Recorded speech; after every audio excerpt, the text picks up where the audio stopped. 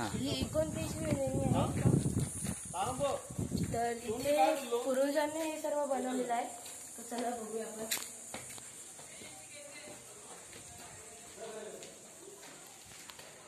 हे पूर्वजांनी बनवलेलं सर्व ध्यानस्थासाठी. असे 3 रूम आहेत इकडे. ते पण 3 रूम बघून घेऊया.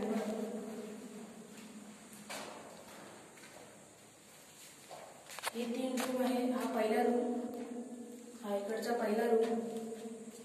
तर दुसऱ्या रूममध्ये जाऊया.